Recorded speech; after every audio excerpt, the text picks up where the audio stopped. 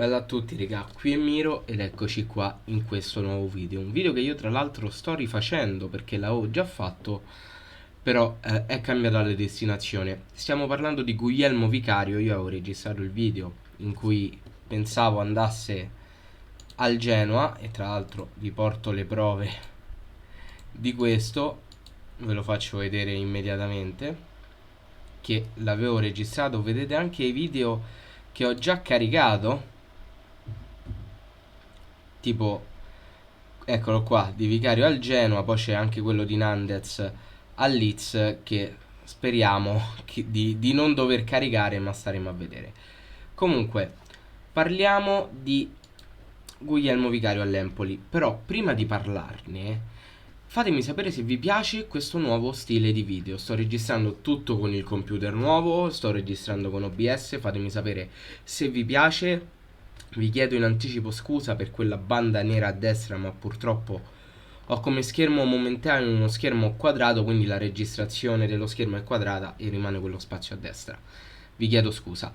E mi raccomando, fate un salto su Twitch. Sul mio Twitch trovate tutti i link qua sotto in descrizione, perché ormai io le live le faccio soltanto lì, non le farò più su YouTube.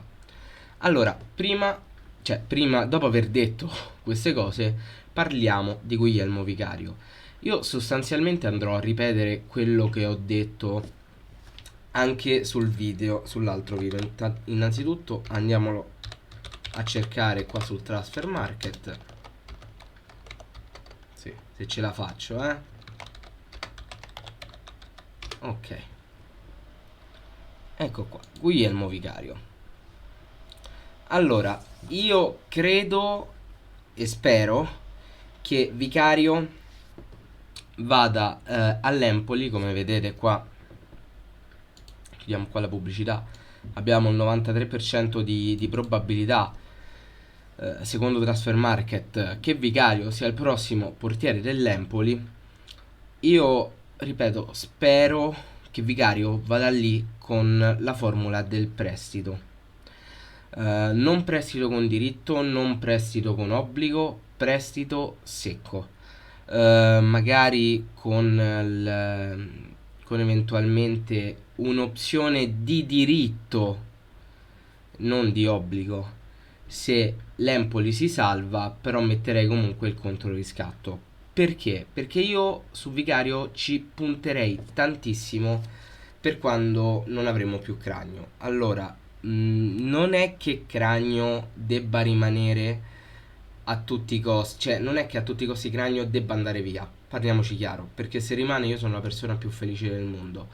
Però a livello di potenzialità credo che sia un portiere che debba necessariamente spiccare il volo prima o poi per avere una carriera più redditizia, nonostante sia molto legato a Cagliari e lo ha dimostrato.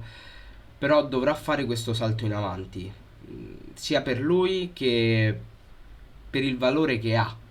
Non, forse Cagliari, per quanto sia la nostra squadra, incomincia, se non ha un progetto serio, incomincia ad essere veramente una piazza troppo piccola per le qualità di Alessio.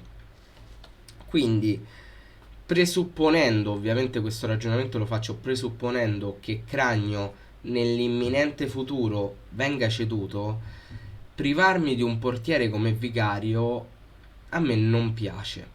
Non piace proprio come idea. Lo capisco ed è anche giusto così, perché stiamo parlando di un portiere classe 96, abbiamo la stessa età io e Guglielmo, e abbiamo visto che quando è stato chiamato all'azione in Serie A ha saputo dire la sua, ha saputo fare bene, si è messo in mostra ed è giusto che venga messo al centro di un progetto. In questo caso il progetto Empoli, che è un bel progetto, ricco di giovani, molto ambizioso, quindi secondo me Vicario potrebbe fare al caso dell'Empoli. Intanto mi sta venendo un dubbio se ho detto Genoa, chiedo scusa, è stato un lapsus, chiedo scusa. Ehm, Vicario all'Empoli potrebbe fare molto bene, ma non conviene privarcene. Secondo me non conviene, perché dovrà essere lui il dopo Cragno. Parlo proprio col cuore in mano, a me dà fastidio anche solo l'idea di darlo via adesso in questa sessione di calciomercato, perché avrei puntato forte, cioè avrei puntato su di lui, me lo sarei tenuto volentieri, anche se il portiere titolare sarebbe stato Cranio, quindi è un po' paradossale dire che avrei puntato su di lui, però me lo sarei tenuto.